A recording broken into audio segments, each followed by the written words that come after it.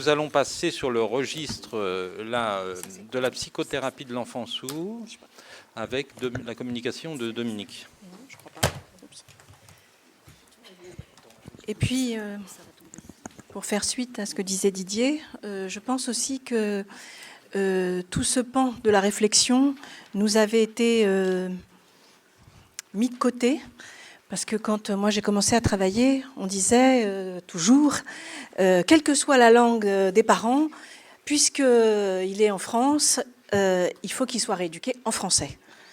Et il y avait alors est-ce que c'était un déni, une méconnaissance Bon, il y avait l'idée que de toute façon, on ne prendrait pas en compte ni la culture de l'autre, ni sa langue.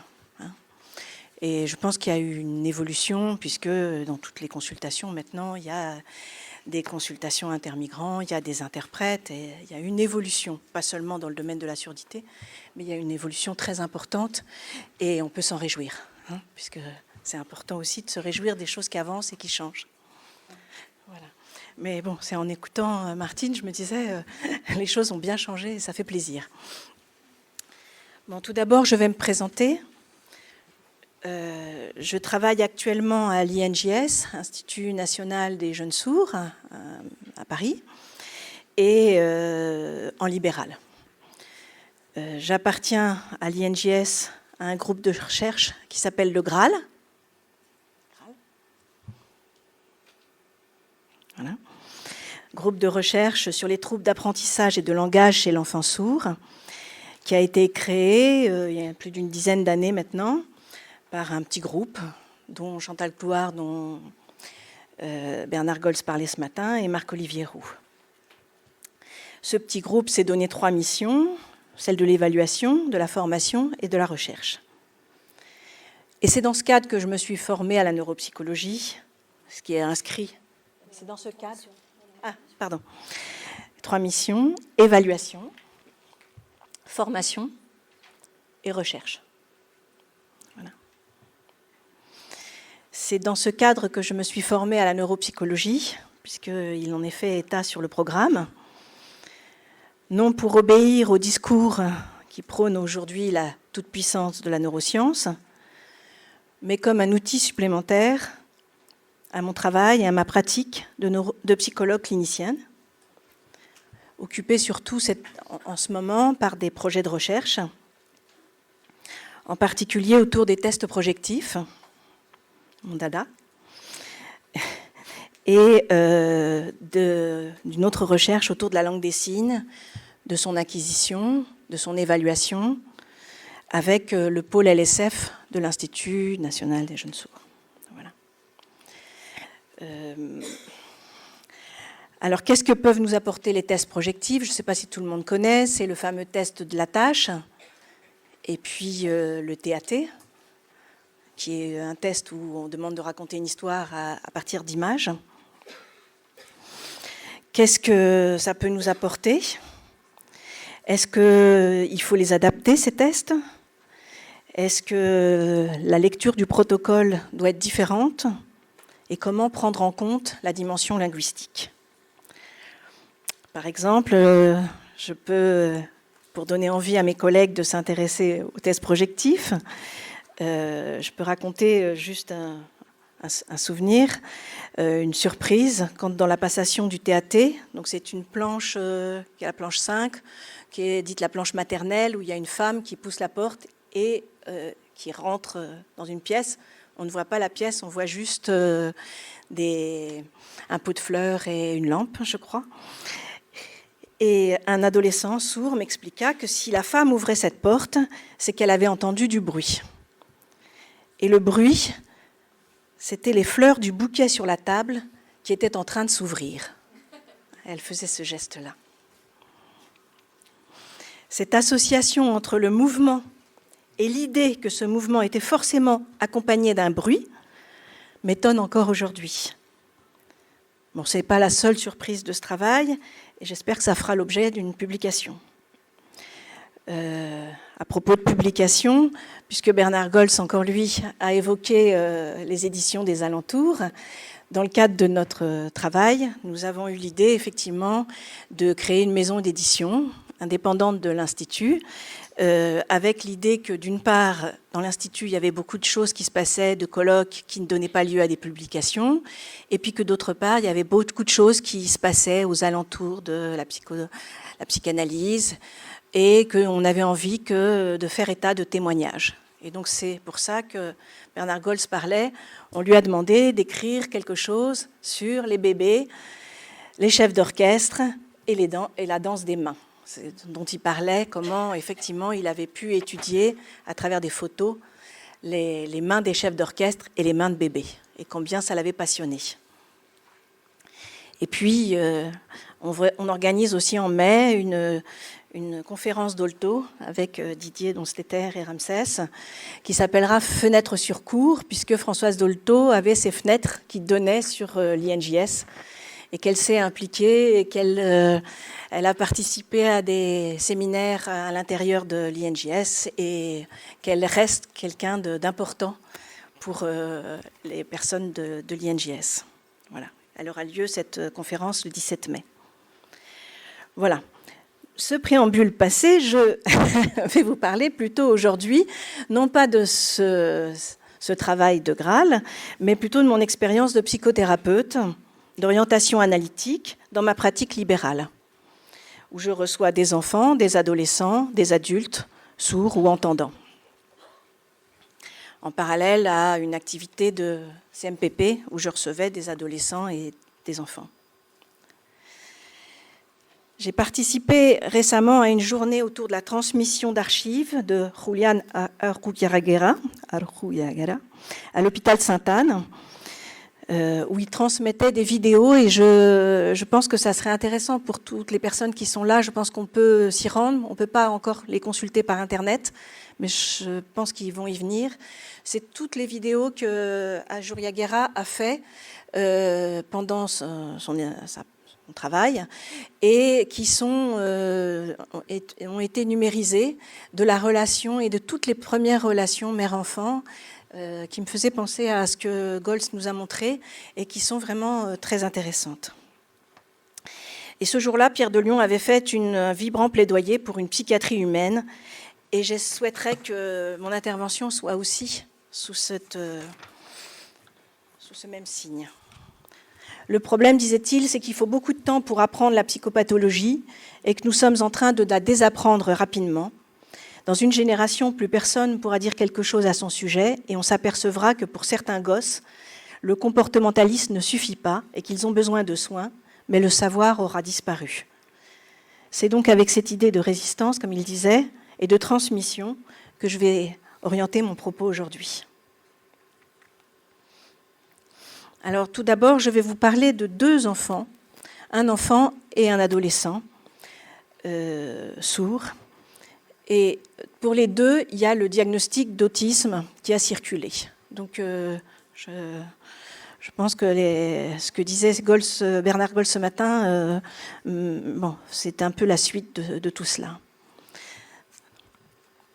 La surdité constitue un facteur primaire de vulnérabilité psychique, en lien probable avec une perturbation profonde et précoce du rapport à la parole.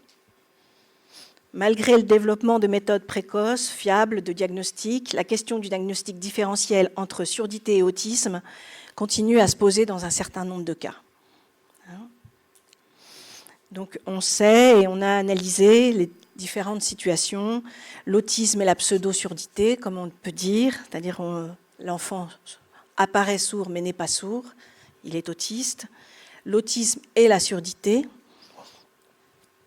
La surdité est associée à l'autisme ou à la psychose, avec une fréquence qui semble dépasser l'occurrence de ces troubles dans la population générale. Bon, quelle surdité, quel degré retenir, quels critères pour diagnostiquer l'autisme, plus encore la psychose. Bon, il y a toutes ces données dont je ne vais pas parler aujourd'hui.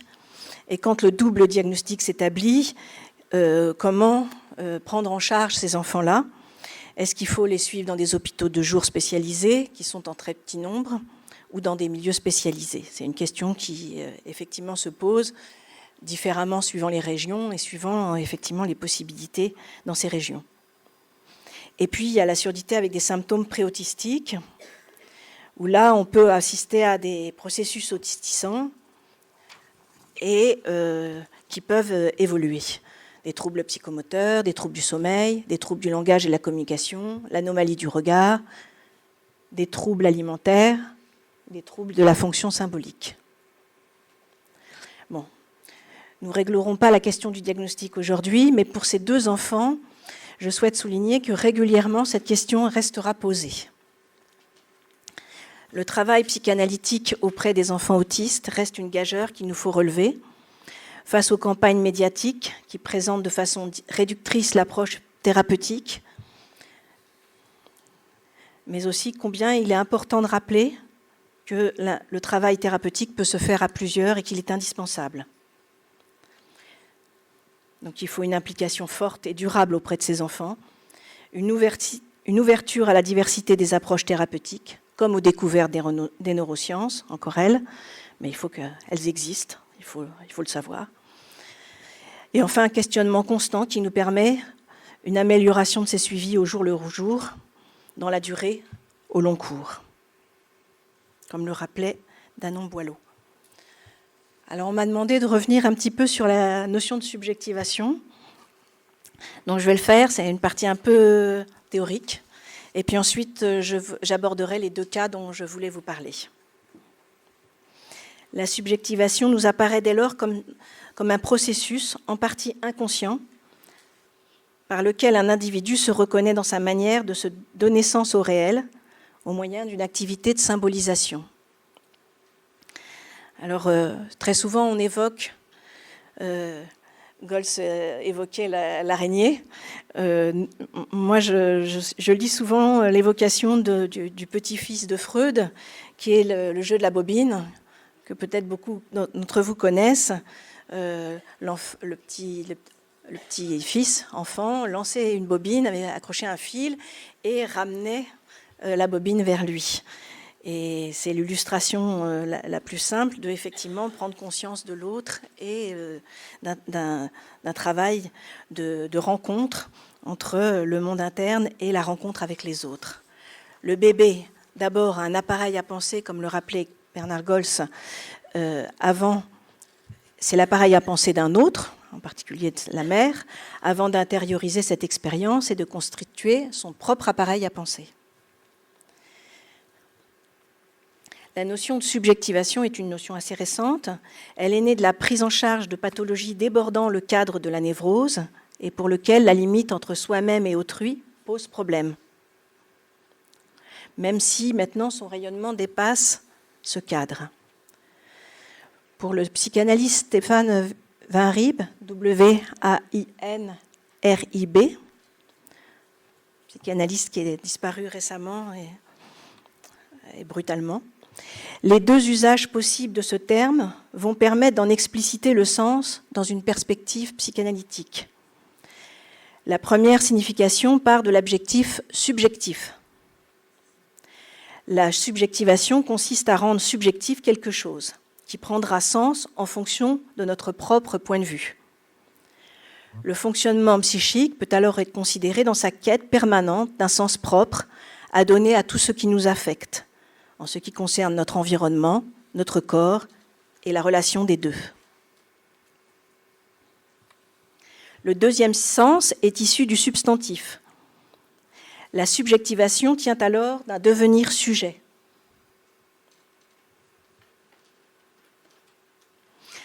Nous prendrons en compte l'émergence du sujet à partir de multiples processus, à la fois conflictuels et associés.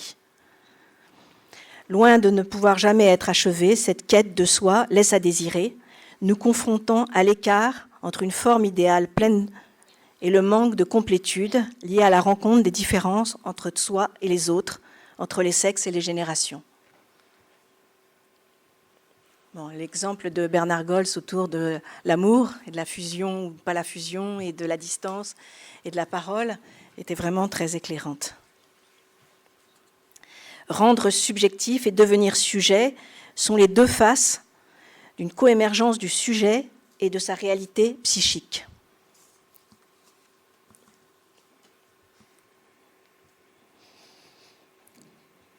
L'autisme infantile apparaît alors, quelle que soit l'indéniable hétérogénéité de ce champ, comme un échec majeur à l'accès à l'intersubjectivité et comme un échec maximum qu'il soit possible de conceptualiser en la matière, donc comme une entrave qui puisse exister quant à la mise en place des processus de subjectivation.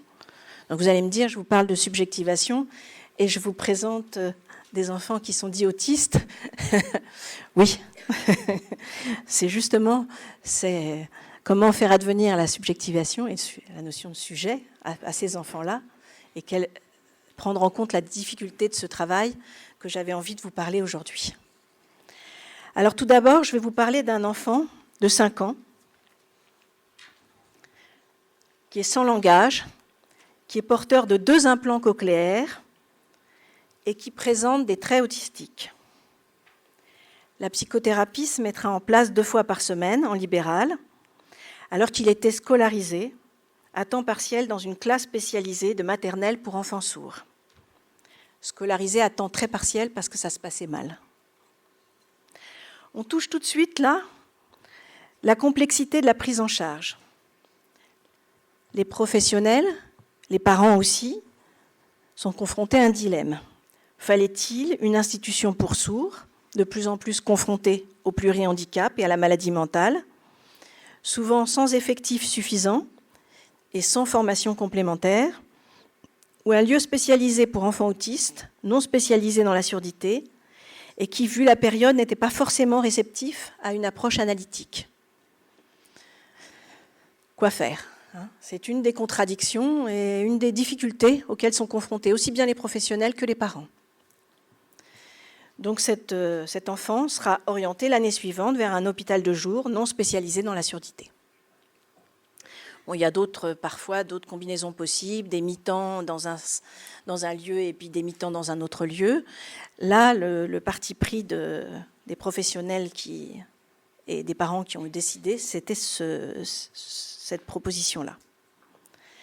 Donc on a un mouvement de balancier, tout d'un coup il était sourd, il était avec des enfants sourds, et puis tout d'un coup il se retrouve avec des enfants autistes, et est-ce qu'il est toujours sourd ?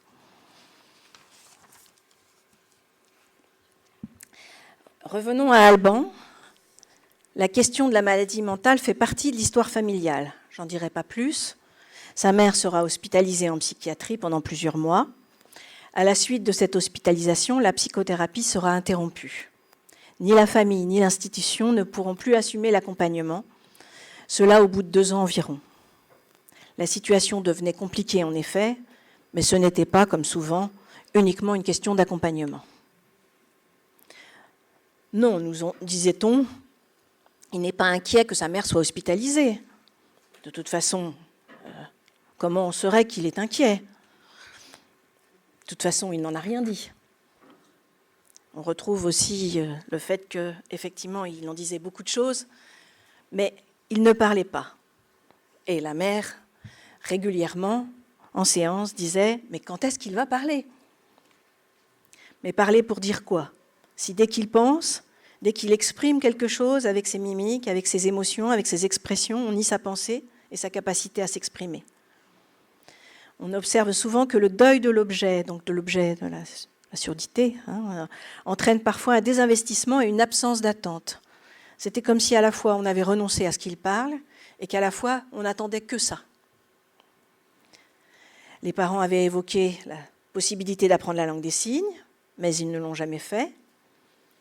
La mère disant, à mots couverts, de toute façon, pour l'instant, il faut qu'il parle. Alors, quelques éléments de son histoire. Sa mère dira que la naissance était difficile, qu'à la maternité, il criait toute la nuit. Le diagnostic de surdité a eu lieu vers 18 mois. Et ces signes autistiques ont été observés avant le diagnostic de surdité.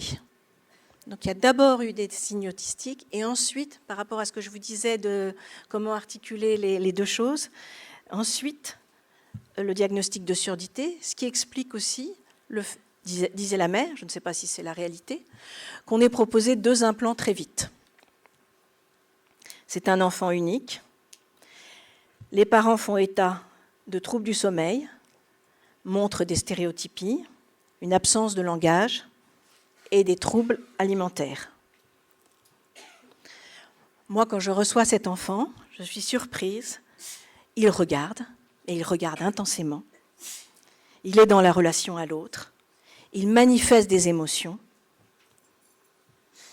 en lien avec les événements. Il recherche le contact physique. Il utilise le pointage pour dire ce qu'il a à dire.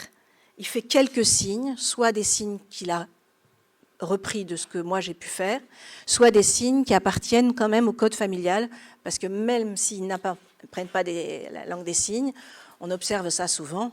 Il y a un code familial qui est du verbal, du non-verbal, des mimiques, mais qui deviennent un code et qui sont utilisés dans la famille et tout le monde sait ce que ça veut dire. En particulier pipi, enfin il avait, et c'était le signe que à la famille on avait choisi pour dire ça. Et même quand il avait été dans la structure spécialisée où il y avait d'autres signes, les parents ont conservé les signes du code familial. Il a, d'après le père, une grande activité de comptage, de rangement, de lettres, de chiffres. Le père dit qu'il utilise aussi la dactylologie, qui est mise de côté par rapport à la langue. Ce sont des lettres, comme les lettres qui sont écrites. Et il dit qu'il ne comprend pas parce que son fils l'interroge, par exemple, s'il a le front plissé, pourquoi il a le front plissé, si sa mère pleure, pourquoi elle pleure. Simplement, il montre ce qu'il observe en attendant quelque chose d'un échange. Mais le père ne répond pas puisqu'il ne comprend pas pourquoi il pose ces questions-là. Il est capable de jeux qui peuvent devenir très répétitifs, comme l'alignement de voitures sur son buste à la recherche d'un éprouvé corporel. Cette activité se conjugue parfois avec un jeu à la manière de la bobine de Freud dont je vous ai parlé. Il éloigne la voiture le plus loin possible et il la ramène, et toujours plus loin. Mais le jeu le plus fréquent au début du travail, c'est l'accrochage d'une remorque à une voiture. Alors cette remorque et cette voiture lui prennent une activité folle puisqu'il faut qu'il essaye, si ça va, à toutes les voitures. Comment accrocher si ça ne peut pas, s'il n'y a pas d'accroche? Qu'est-ce qu'il peut inventer? Et pourquoi ça résiste? Parce qu'il peut s'intéresser à cet accrochage de voiture pendant de longues minutes. Il est alors dans la toute-puissance, n'acceptant pas que les choses lui résistent et se protégeant alors par des rituels obsessionnels pour conjurer cette impossibilité qu'il rencontre parfois à réaliser ce qu'il essaye de faire. Et on ressent une tristesse qui n'arrive pas à advenir. Et je trouve que le témoignage que Maya Garboua, Garboua, qui est psychanalyste à l'hôpital de jour de Binet, elle raconte dans un livre qu'un jour, elle a croisé un enfant autiste à l'hôpital de jour qui parlait, qui était entendant, et elle lui a demandé, elle dit, mais pourquoi je lui ai demandé ça? Comment vas-tu? Les phrases un peu du langage comme ça qu'on peut dire. Et l'enfant s'arrête et il lui dit, je vais bien, mais je fais trop de choses. Je fais tout ce que je peux pour me replier sur moi-même. Avant, je vivais dans mon monde. Il était beau, mon monde. On pouvait faire tout ce qu'on voulait. On pouvait courir aussi vite qu'on voulait. Alors que la réalité, tout va à 5 à l'heure. Et puis dans mon monde, il y avait des couleurs merveilleuses. Alors que dans la réalité, elles sont moches. La réalité, c'est moche. Il y a écrit « interdit de marcher sur les pelouses ». On ne peut rien faire. Dans mon monde, tout est possible. Je fais ce que je peux pour le retrouver, car c'était merveilleux. Et il y a des moments, avec Alban, je me retrouvais dans cette situation. C'est-à-dire qu'il me faisait comprendre combien ce monde auquel j'essayais de le faire accéder, ça ne l'intéressait pas, qu'il n'était vraiment pas à la hauteur, et que vraiment il n'était pas comme il voudrait, et que le monde dans lequel il s'était construit était bien plus intéressant.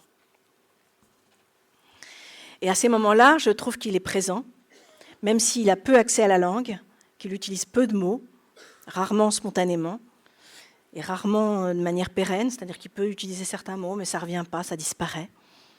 Et il en est de même avec les signes. On observe un peu ce qu'on appelle pour certains enfants l'oubli à mesure. Au début de la thérapie, il arrivait aussi systématiquement à 5 ans et demi avec une tétine dans la bouche. Et cette maman qui disait « mais quand est-ce qu'il parlera ?» et qui lui donnait la tétine dans la bouche. La seule chose qui me reste, c'est ce regard pénétrant qui devait remplacer le langage. On a l'impression qu'il voulait tout dire avec ses yeux. Et comment faire pour parler soi-même, pour continuer à penser en tant que thérapeute? Alors j'avais besoin de me nourrir et de penser à plein d'autres choses, comme on est souvent besoin de penser, besoin de parler aussi, besoin de chanter, besoin de dire des choses tout haut. Et à un moment donné, je faisais aussi allusion à un poète qui s'appelle Appesfeld, Appepelfeld, qui est parti en camp de concentration et qui, quand il est revenu, dormait tout le temps. Et c'est le sommeil qui me faisait penser, je me disais, mais cet enfant aussi, quelque part, il dort, il ne veut pas se réveiller. Et je me disais, mais lui, il dort, l'enfant, il dormait réveillé. Ce poète, lui, il dormait véritablement. Et il disait dans son livre, Le garçon qui voulait dormir, « Dans mon sommeil, j'étais relié à mes parents, à la maison dans laquelle j'avais grandi. Je continuais à vivre auprès d'eux, sans aucune séparation. À l'état d'éveil, j'étais comme expulsée de ce lieu protégé. Je me retrouvais blessée par des éclats aveuglants. » Donc, je retrouvais vraiment ce sentiment qu'il ne fallait pas en sortir. Et ce sentiment qu'il était en face de moi et qu'il n'était pas là. Et ce poète raconte qu'en fait, il est sorti des camps et il est parti en Israël. Et en Israël, on lui a dit qu'il fallait qu'il apprenne une langue qui n'était pas sa langue et qu'il devait abandonner totalement sa langue. Et pendant son sommeil, il parle à sa mère et il raconte beaucoup de choses à sa mère. Et sa mère lui parle, bien sûr, dans ses rêves. Et il dira à sa mère qu'il a découvert cette langue et que maintenant, il ne va plus pouvoir lui parler dans cette langue, dans une autre langue que celle-ci. Et sa mère lui dit qu'elle ne connaît pas cette langue. Et alors, elle lui répond « Je t'ai donné tout ce que je pouvais », ajoutait ma mère, la voix étranglée. « Il est possible que je me sois trompée. J'étais une jeune femme sans expérience. Mais je t'assure que mes intentions étaient bonnes. S'il te plaît, mon fils, ne révèle pas le secret de notre conversation dans une langue que je ne peux comprendre. » Et elle disparut au moment où je me réveillais. Et je trouve que chez cette mère de cet Alban, on retrouve ça. C'est-à-dire que cette impossibilité à ce que son fils parle une autre langue. Alors peut-être ça serait à comprendre du côté de son histoire. Bon, on n'a pas pu y accéder pour le moment. Donc il fallait qu'il parle, mais pas qu'il parle en langue des signes, par exemple. Alors Alban sera très sensible à la musique, pour laquelle il a un réel plaisir. Si on lui chante une berceuse, il est souriant comme ça, il écoute. Il instaure des rituels et essaye de promouvoir ses interactions.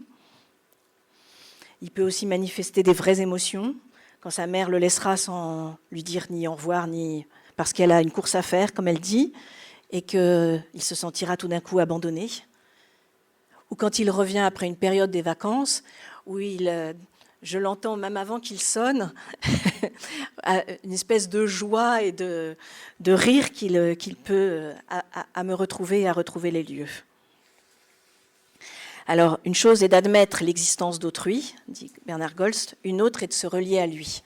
Et c'est tout ce mouvement qui est très difficile pour Alban. Et pour le thérapeute aussi, parce qu'on peut traverser des moments de découragement, de vide de la pensée, et il faut continuer à s'accrocher à tout ça. Alors l'autre cas dont je voudrais vous parler, c'est une petite fille une jeune fille que j'ai appelée Célestine. Célestine est aussi une grande jeune fille sourde qui est porteuse d'un implant et d'une prothèse. Elle les porte toujours. Quand elle vient en séance, elle les a toujours. Elle n'en a jamais parlé. C'est comme ça. Elle a une coiffure qui dégage ses appareils et ses implants. Par moments, à certaines périodes, elle avait toute une gestuelle où elle essayait pendant un long moment de dégager tous les cheveux qui pourraient gêner, on ne sait pas très bien quoi, mais bon, de dégager son implant même aux cheveux près. Elle communique plus aisément en langue des signes, même si, effectivement, elle accompagne ses propos d'oral. Au début de la thérapie, cette adolescente avait trouvé dans la salle d'attente un livre sur la langue des signes. Ce livre va l'accompagner pendant des années. Elle saisit ce livre à certains moments de la séance, comme si elle cherchait quelque chose. Mais il ne s'agit nullement de trouver un signe ou un mot, comme le font tous les autres enfants sourds, qui effectivement utilisent ça comme un dictionnaire. Elle, c'est pas du tout ça. Elle cherche une situation ou une image qui va lui permettre de représenter l'irreprésentable pour elle, c'est-à-dire des émotions et des situations relationnelles.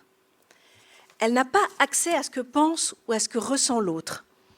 Alors, elle utilise une représentation du corps comme pour le figurer.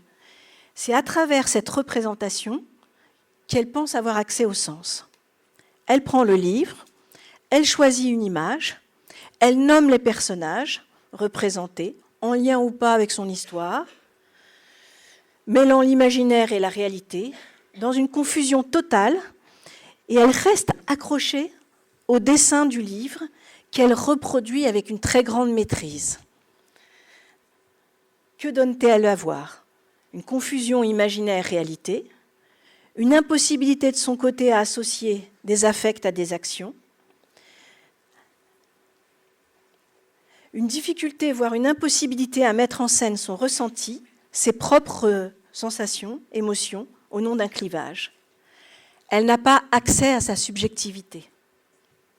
Elle ne peut appréhender la réalité qu'en reproduisant ce qu'elle croit qu'elle construit.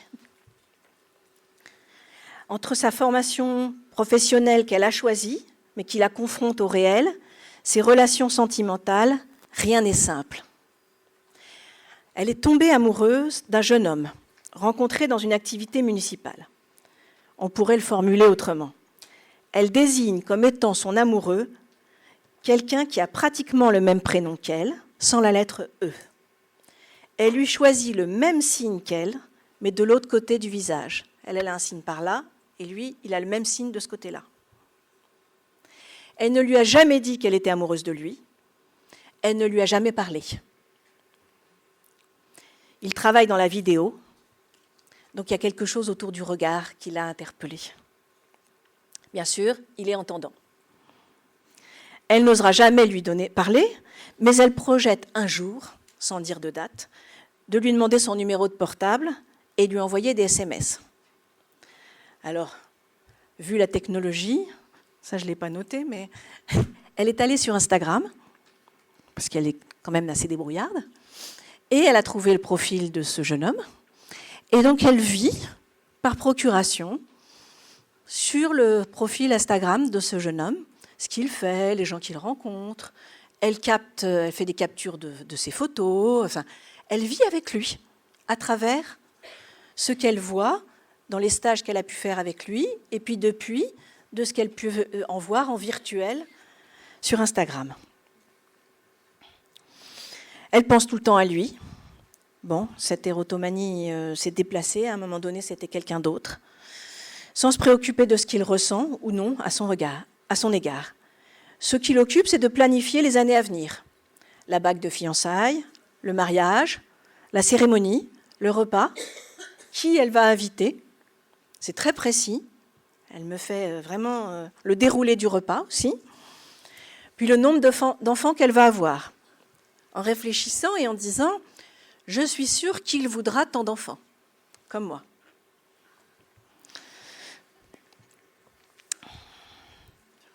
Ses parents ont essayé, à leur manière, de lui dire « Bon, bah, c'est pas possible, c'est de la rêverie, c'est pas réel ». Elle s'est mise dans une colère pas possible en disant que ses parents n'avaient rien compris, que c'était vrai et que ça allait arriver comme ça. Okay.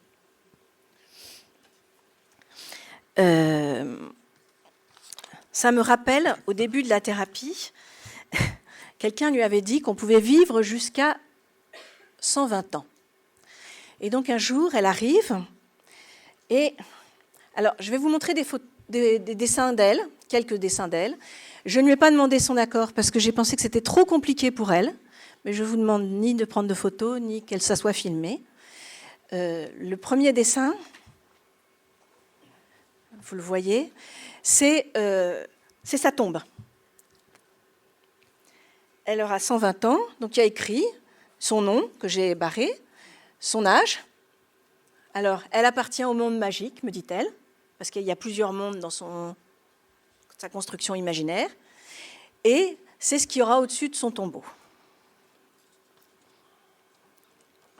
Donc la toute-puissance est à l'écart de la réalité, c'est même l'âge de sa mort qui est décidé. La réalité la rattrape, sa grand-mère meurt. Pourquoi sa grand-mère est morte? Elle ne peut pas se demander. Pourquoi les autres pleurent? Elle ne peut pas se demander. Elle a une espèce de visage froid. Et elle, ses interrogations, qui sont des interrogations auxquelles il faudrait que je réponde, c'est comment ça se passe sous terre pour sa grand-mère, dans quel état physique elle est, au bout de combien de temps son corps va se transformer. C'est l'état du corps. Et à l'identique, quand sa grand-mère, avant d'être décédée, avait été opérée, sa mère, pour lui expliquer, lui avait dit, ben voilà, elle a été opérée de telle chose. Elle avait été sur Internet, elle avait trouvé des vidéos de l'opération, des vidéos assez trash, où on voyait véritablement l'opération, et elle voulait le partager avec moi. Elle l'avait téléchargé sur son téléphone, et elle me disait, on va regarder la vidéo de ce qui arrivait à ma grand-mère, comme si c'était sa grand-mère. Elle ne pouvait pas avoir accès à la souffrance, à la douleur, avoir accès au corps de l'autre, et elle ne pouvait pas exprimer ni affect ni émotion. Elle cherche à créer chez moi un affect qu'elle pourrait reconnaître et auquel elle pourra peut-être, dans un autre temps, s'identifier. À l'identique, elle avait une autre passion, c'était les trains, les horaires des trains, les gares. Bon, il y a beaucoup d'autistes qui ont une passion pour ça, mais elle, c'était aussi les trains éventrés, déchiquetés, les accidents de train, et tout ce que ça pouvait renvoyer pour elle.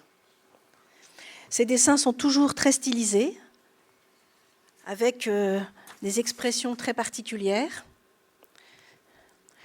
Elle peut faire, alors je ne sais pas si vous le voyez, elle peut faire des petites BD où elle raconte une histoire. Alors c'est une histoire qui est mélangée entre ses fantasmes, sa réalité, son vécu personnel, ses passions. Elle a une passion pour les mangas, pour le Japon. Donc ça se passe au Japon, mais en fait le TGV il est français, mais ça se passe au Japon. Les notes de classe, la sexualité, puisque c'est une adolescente quand même. Hein, on voit cet homme qui sort et la jeune fille qui rit et qui a une petite gêne, me dit-elle. Bon, il y a plein de choses qui sont exprimées. Ses qualités de dessinatrice ne sont pas exploitables, elle ne souhaite pas en faire son métier. Elle ne peut pas composer avec ses dessins, c'est-à-dire que c'est comme le reste. Elle arrive, elle a une idée, elle cède du livre ou pas, et elle raconte son histoire, qui se déroule suivant quelque chose qui est à l'intérieur d'elle.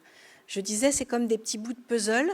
Elle utilise la réalité, les images, pour constituer quelque chose d'un puzzle, pour essayer que ça tienne. Mais ce n'est pas toujours forcément une réussite, mais elle y travaille. Et ce travail, c'est aussi pour rester vivante et pour pouvoir accéder aussi à une certaine réalité. Par exemple, là, on retrouve le jeune homme dont je vous parlais, qui fait de la vidéo. Elle est là.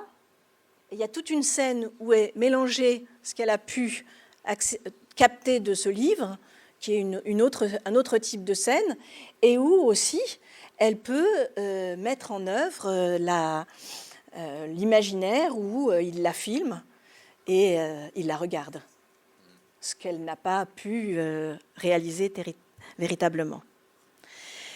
Alors quand elle arrive, elle est habillée en noir, elle se déshabille dans un ordre immuable, tout est chronométré et tout obéit à un certain ordre. Elle enlève d'abord son sac, ensuite elle enlève d'une certaine manière son manteau et elle l'accroche d'une certaine manière.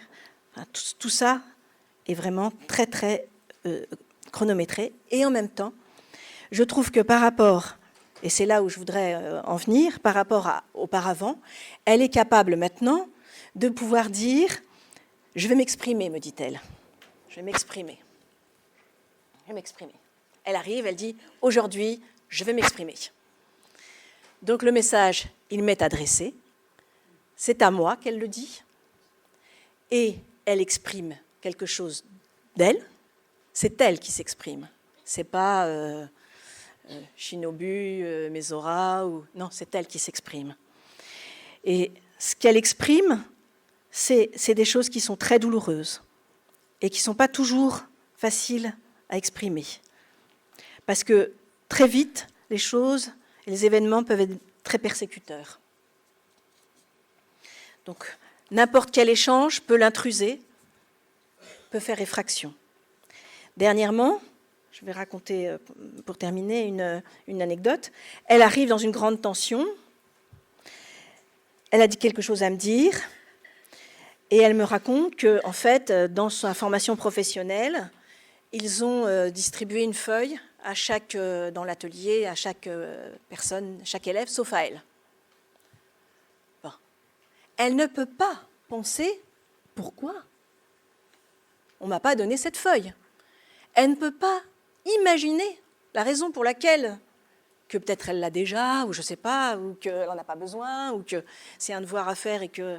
Non, elle n'a aucune capacité d'anticipation et de réflexion. La seule chose qu'elle peut exprimer, comme elle dit, c'est le sentiment de la violence que ça lui a fait et du fait que c'était impossible parce qu'elle est devenue personne.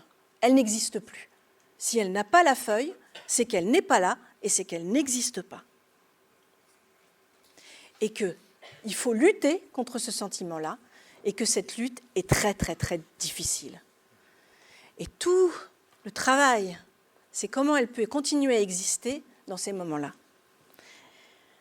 Et comment elle peut faire échec à ce sentiment d'inexistence et être du côté de la vie.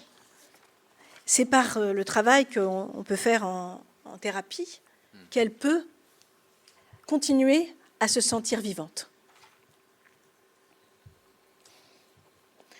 Alors, pour terminer, pour une note d'optimisme, pour Célestine, elle a une passion qui est la même que celle d'Amélie Nothomb. Elle adore le chocolat, et en particulier le chocolat blanc, mais une véritable passion.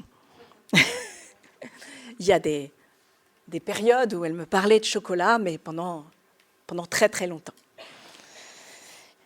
Et je me suis replongée par hasard dans la métaphysique des tubes, le livre d'Amélie Nothomb. Nothomb, N-O-T-H. Hein oui. Où elle raconte sa naissance, Amélie Nothomb, mais de manière un peu littéraire. Et elle raconte qu'on aurait dit à ses parents « Votre enfant est un légume ». C'est très préoccupant. Les parents furent soulagés parce qu'ils le prirent pour une bonne nouvelle. Un légume, c'est la vie. Il faut l'hospitaliser, dirent les docteurs. Les parents ignorèrent cette injonction. Ils avaient déjà 2 enfants qui appartenaient à la race humaine. Ils ne trouvaient pas acceptable d'avoir en plus de la progéniture végétale. Ils ne trouvaient pas inacceptable d'avoir en plus de la progéniture végétale. Ils en étaient presque attendris. C'est l'humour d'Amélie Nothomb. Hein.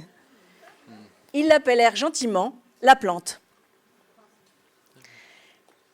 Et après, elle raconte qu'elle a vécu comme ça dans cet état végétatif qui peut faire penser effectivement à des états autistiques. Hein.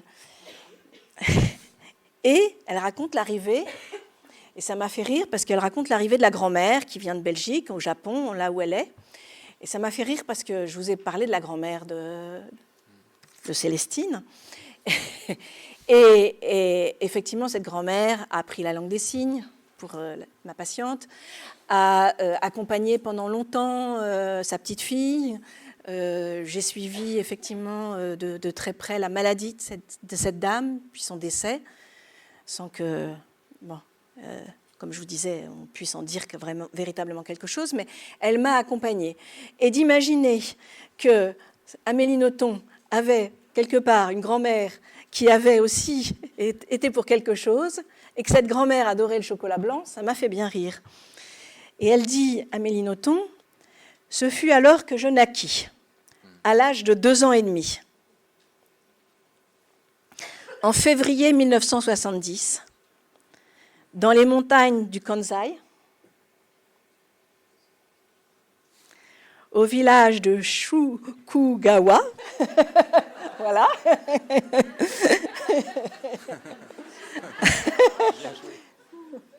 Gawa, voilà, sous les yeux de ma grand-mère paternelle, par la grâce du chocolat blanc. La voix qui depuis ne s'est jamais tue continua à parler dans ma tête. C'est bon, c'est sucré, c'est onctueux, j'en veux encore. Je remordis dans le bâton en rugissant. Le plaisir est une merveille qui m'apprend que je suis moi. Moi, c'est le siège du plaisir. Le plaisir, c'est moi. Chaque fois qu'il y aura du plaisir, il y aura moi. Pas de plaisir sans moi, pas de moi sans plaisir. Le chocolat, et même le chocolat blanc, a permis à Célestine de naître ou de renaître, de faire des projets professionnels en s'imaginant même pouvoir être dans la vraie vie et travailler dans une chocolaterie. Je vous remercie.